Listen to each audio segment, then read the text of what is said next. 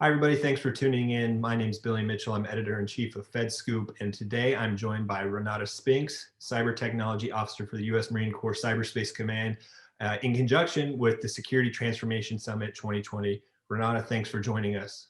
Thank you. Thank you so much for having me. Absolutely. So I'm excited to ask you some questions today about cybersecurity, zero trust, everything in between. But let's start out with how the pandemic has impacted the way government organizations are thinking about cybersecurity and how they really need to think about it in this modern environment.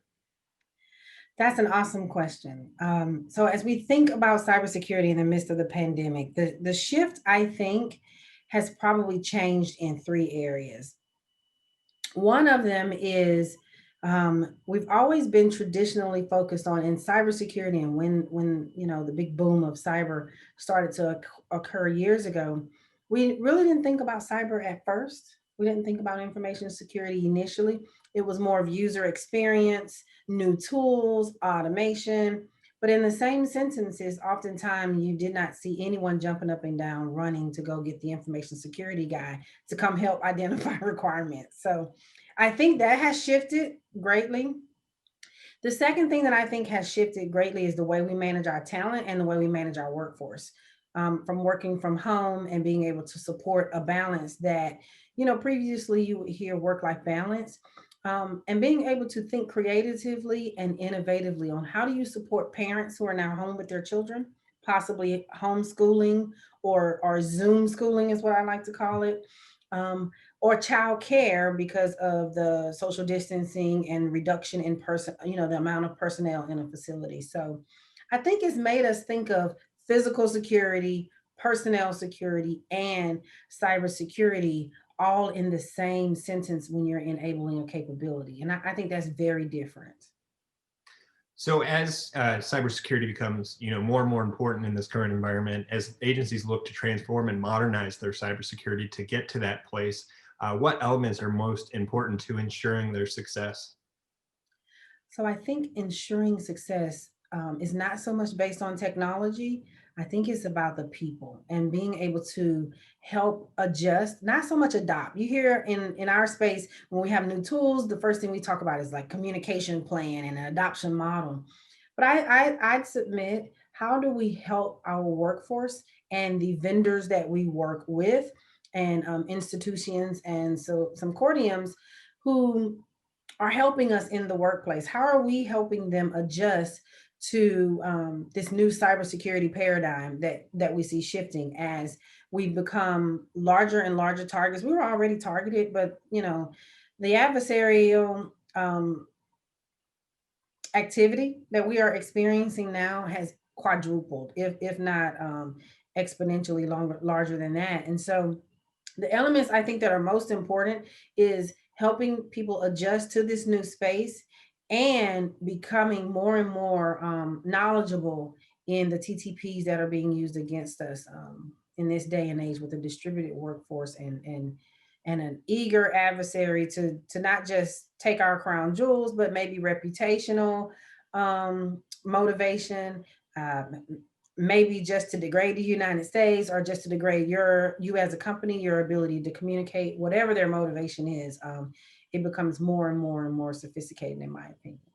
Great. So as uh, we move to this more modern environment, how do things like emerging technologies like AI bolster cybersecurity? So I think artificial intelligence and machine learning bolster cybersecurity because of the ability to do high performance computing faster than the human brain could even process. So that is the good part of artificial intelligence. But I'd like to take an opportunity to ensure that we're really thinking about modern technologies from something that has been more legacy, I guess, which is data and managing our data properly. Because, I like to listen to the DoD CIO talked about digital modernization and why the data strategy was so important. And then outside of the Department of Defense, you look at when Miss Suzette Kent was in place and she talked about the data strategy there from an executive and OMB side. So it's all about the data and then using that data to enable artificial intelligence and decision making based on automation and the ability to process information very quickly and make decisions. That's a great point. So as we wrap up, I want to talk about zero trust. I've heard you speak about it before, so I know you have a lot to say, but we hear a lot that zero trust is just a buzzword, but then other people think it's the biggest deal in the world. So my question to you is zero trust the real deal? Is it a buzzword, or is it something that's, you know, here to stay for a long time? You know, I think zero trust is, I'm gonna be careful here.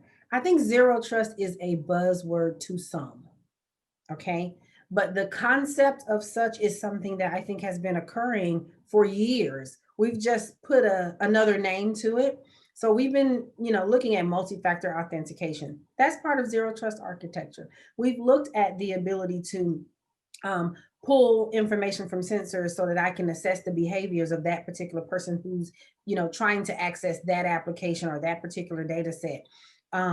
We called it group security. We called it, securities by role, role-based access security. So we've been doing zero trust for a long time.